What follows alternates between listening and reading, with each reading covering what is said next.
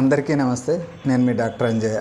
ఇవాళ రామాయణాన్ని కొత్త కోణంలో ఆలోచిస్తే, అసలు ఉన్న తాత్విక కోణంలో ఆలోచిస్తే, ఒకే మనిషిలో జరుగుతుంటే ఎలా ఉంటుంది ఈ రామాయణం అంతా అని ఆలోచిస్తే ఎంత బాగుంటుందంటే చాలా బాగుంటుంది. ఇంత అద్భుతమైన రచన ఈ ప్రపంచంలో మళ్ళీ రాదేమో అని అనిపిస్తుంది.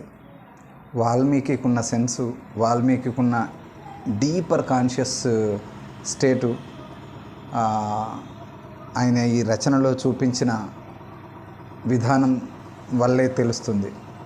అంటే ఆయన అవుట్పుట్ ఇచ్చిన విధానం వల్ల ఆయన శక్తి తెలుస్తుంది. రామాయణం గురించి చిన్నప్పటి నుంచి వింటూనే ఉన్నాను. అప్పుడు అందరూ వింటారు రామాయణాన్ని. భారత్లో వినకుండా అసలు ఎవరు ఉండరు. ఇది ప్రతి ఒక్కరి హృదయంలో నిలిచిన అద్భుత కావ్యం రామాయణం. మా ఊళ్ళో చిరుతల రామాయణం 2-3 సంవత్సరాలకు ఒకసారి, 5 సంవత్సరాలకు ఒకసారి వేస్తారు. వాళ్ళకి ఎంతమందికి ఈ రామాయణం గురించి డీప్ సెన్స్ ఉందో లేదో తెలియదు, కానీ చాలా భక్తితో వేస్తారు అందరూ. ఆ రోజుల్లో, అంటే రామాయణం వేసే రోజుల్లో మద్యమాంసాలకు దూరంగా ఉంటారు. చాలా పవిత్రంగా రాముణ్ణి మందిరంలోకి వెళ్ళేటప్పుడు పూజ చేస్తూ, నమస్కారం చేస్తూ, భక్తి భావంతోనే, భయం భావంతోనే మేము ఒక భగవంతుని పాట పాడుతున్నాం, ఒక దేవుడి నామస్మరణ మేము ఒక పాత్రధారులుగా మళ్ళీ ఇంకో జనరేషన్కి అందిస్తున్నామనే ఒక మంచి ఫీలింగ్తోని రామాయణం వేస్తారు. కానీ ఓవరాల్గా వాట్ ఈస్ ఇట్ కాన్సెప్ట్ ఏంటి, అసలు రామాయణం ప్లాట్ పాయింట్ ఏంటి, ఇంత గొప్పగా ప్రతి ఒక్క మనిషిలోకి చొచ్చుకెళ్ళే విధంగా ఆయన ఎలా రాశాడు అని ఆలోచించినప్పుడు అద్భుతం అనిపించింది. రామాయణం ప్లాట్ పాయింట్ ఒకే భార్య ఒకే భర్త ఉండాలి, అంతకుముందు లేని ఒక కట్టుబాటును ఇప్పుడు తీసుకురావాలి. పెళ్ళి ఉంది కానీ ఉన్నవాడికి 3-4 భార్యలు ఉన్నారు, లేనివాడికి పిల్లమే లేదు. అందమైన అమ్మాయికి 2-3 సావాసం దొరుకుతుంది, అందంగా లేని అమ్మాయికి ఒక్కడి సావాసం కూడా దొరకట్లేదు. ఇది అసమతౌల్యతకు దారితీస్తుంది. ఇది మంచిది కాదు. ఒక భార్య ఒక భర్త ఉండాలి అనేది కాన్సెప్ట్తో తీసుకొచ్చాడు. ప్లాట్ పాయింట్ అది. కానీ ఇంకా ఏదో ఇది పైనే ఆలోచిస్తున్నానేమో, ఇంకా ఏదో ఉందేమో లోపల అని నాకు అనిపిస్తూ ఉండేది.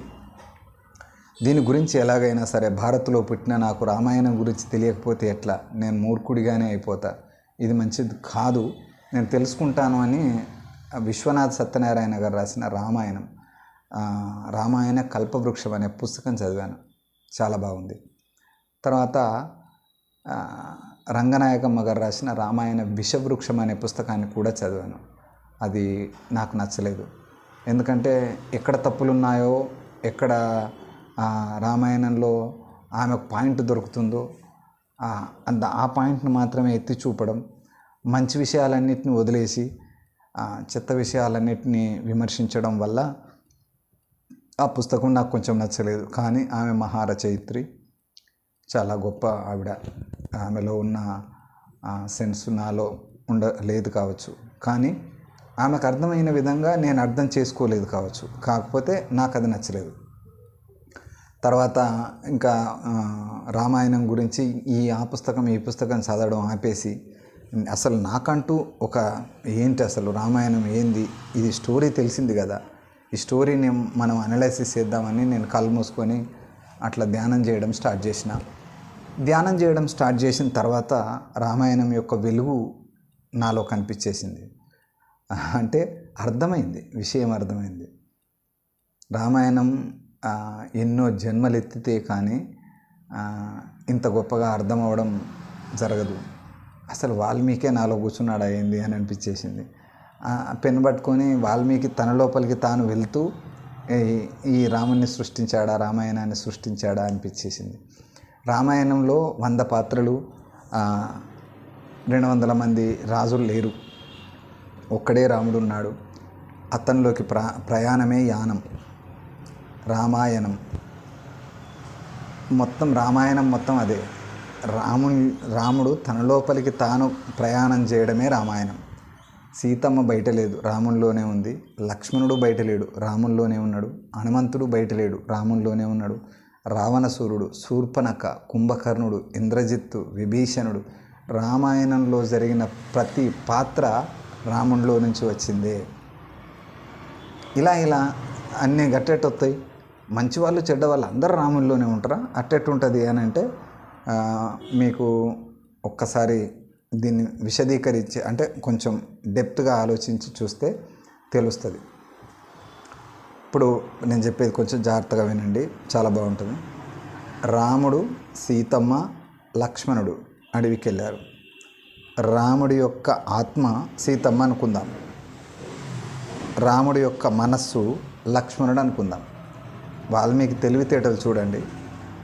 లక్ష్మణుడిని కాపలాదారుగానే ఉంచుతాడు ఎప్పుడు కూడా. మనస్సు ఏంటి, దాని యొక్క లక్షణం ఏంటి? జస్ట్ మనకు కావలి కాయడం, బీ సర్వెంట్. మనకది ఒబీడియంట్గా సర్వెంట్గా ఉండడం దాని లక్షణం. దాన్ని అలాగే ఉంచాడు రామాయణం మొత్తం నిండా. చూడండి, సీతమ్మ ఆత్మ. ఈ ఆత్మ ఏమైంది? సీతమ్మ రాముడి యొక్క ఆత్మ. రాముడి యొక్క ఆత్మ ఎంతో పవిత్రమైంది. ఆమెను హృదయ స్థానంలో నిలుపుకున్నాడు. ఇది జరిగింది. తర్వాత ఏం జరిగింది? అడవిలోకి వెళ్ళిన తర్వాత ఏం పని లేదు. ఊళ్ళో ఉంటే ఏదో పని చేయాలి. ఏం పని లేనప్పుడు మన మీద అటాక్ చేసేది ఏంటిది? ప్లెజర్. ఏం పని లేనప్పుడు మనిషిని విపరీతంగా అటాక్ చేసేది సుఖము, సంతోషము, ఇట్లాంటి రకరకాలైన బ్యాడ్ ఐడియాస్ వస్తాయి. దాని పేరే శూర్పణఖ. రామునిలో పుట్టిన ప్లెజర్కు సంకేతం శూర్పణఖ. ఈ శూర్పణఖ ప్లెజర్కు సంకేతం పుడితే ఏం చేసిండు?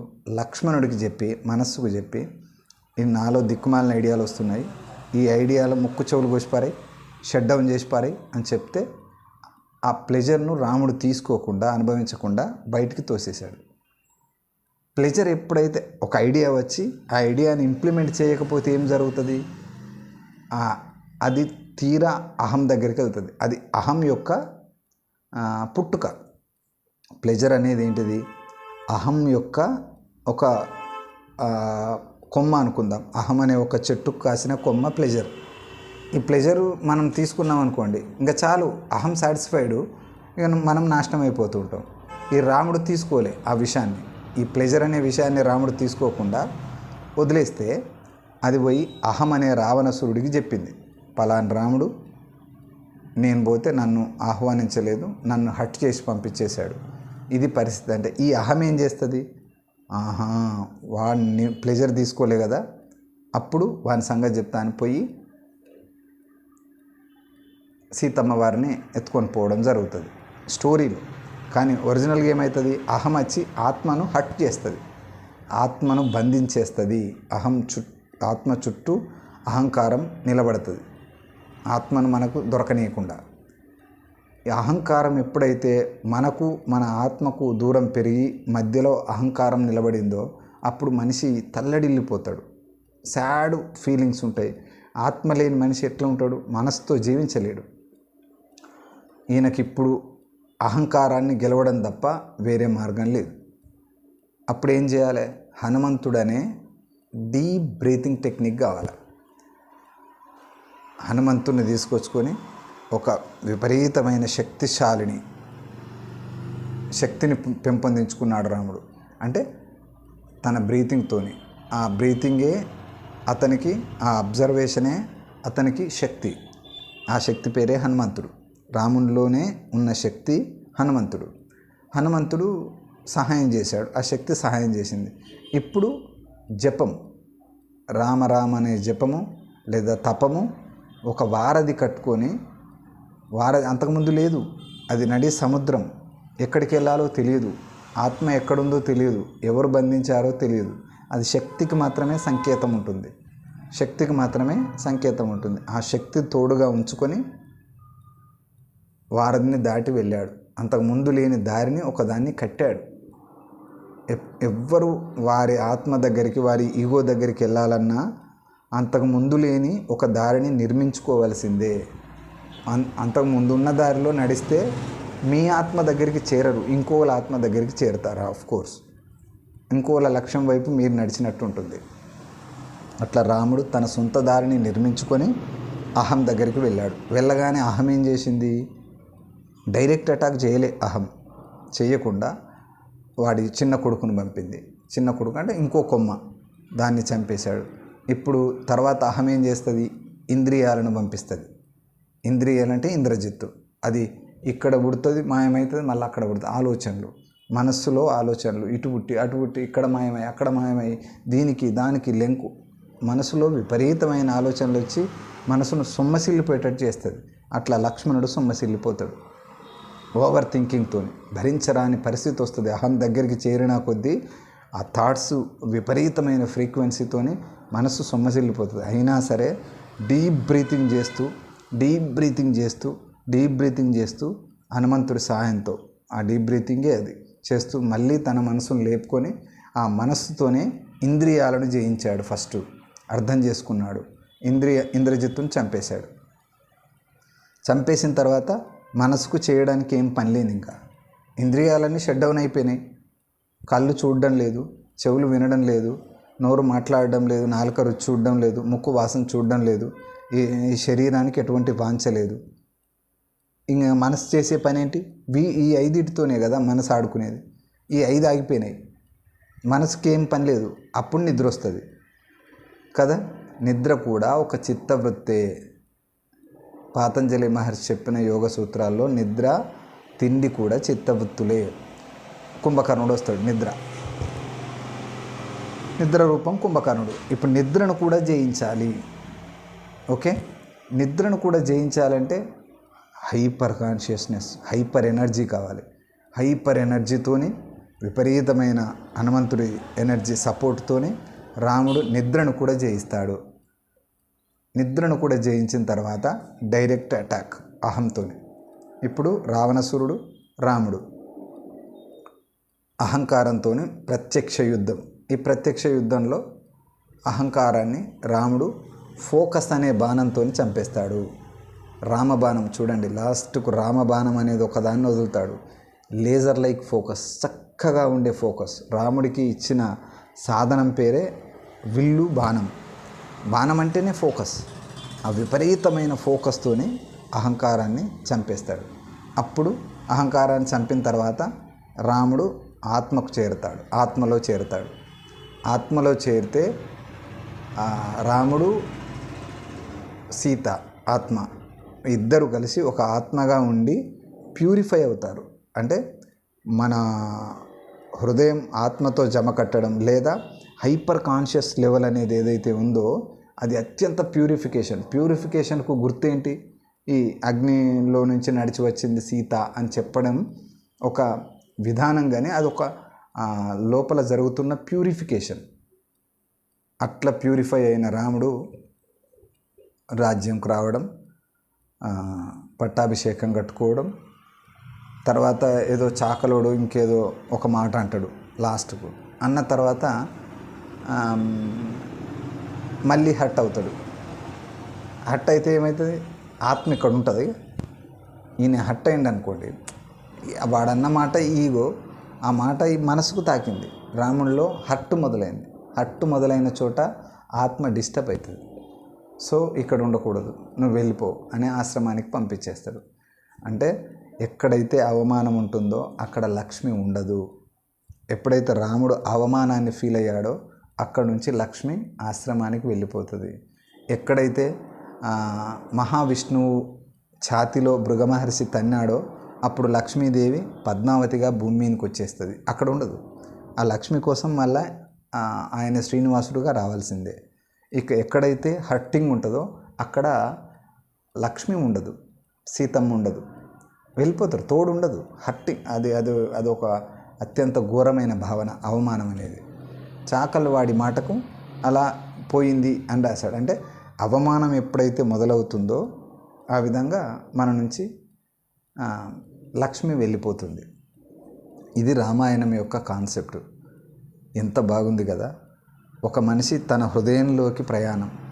ఇప్పుడు ప్రతి మనిషిలోనూ, నాలోనూ, మీలోనూ, అందరిలోనూ రామాయణం ప్రతిరోజు జరుగుతూనే ఉంటుంది.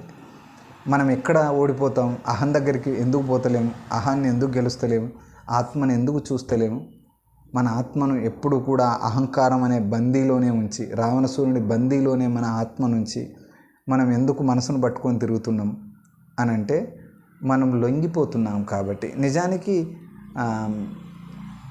మన ఆత్మ అసలు నిజానికి ఉంది అనే విషయం కూడా మనకు తెలియకుండా అయిపోయింది ఈ రోజులలో. ఏంటంటే మనం శూర్పణఖ దగ్గరనే లొంగిపోతున్నాం.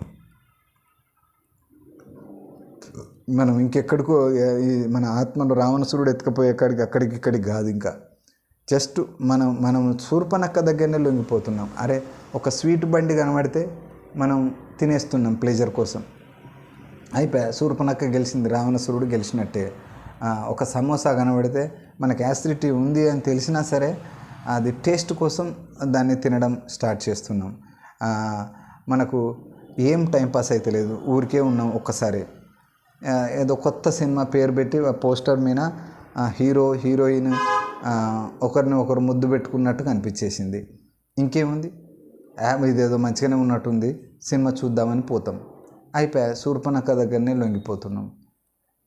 దీన్ని ఆపడం వల్ల, మన ప్లెజర్ని ఆపడం వల్ల అది అహానికి మొరబెట్టుకోవాలి. అహం మన ఆత్మను హట్ చేయాలి. హట్ అయినందుకు నా ఆత్మ హట్ అవుతుంది, ఇట్లా మంచిగా లేదు, ఈ అహాన్ని చంపేయాలని డైరెక్ట్ ఫోకస్తోనే మనం ప్రయత్నం చేయాలి. ఆంజనేయుడైన శక్తి బ్రీతింగ్ టెక్నిక్ను వాడాలి. విపరీతమైన డీప్ బ్రీతింగ్ చేయాలి. ఆ తర్వాత అహాన్ని చేరి చంపేయాలి. ఆ తర్వాత మనతో మనం ఐక్యం కావాలి. ఇది కదా రామాయణం, ఇది కదా అద్భుతం. ఇంత అద్భుతాన్ని ఎంత చక్కగా, ఎంత అద్భుతంగా పారవశ్యం గొలిపేలా రాసిన ఆ వాల్మీకి ధన్యవాదాలు. Thank you.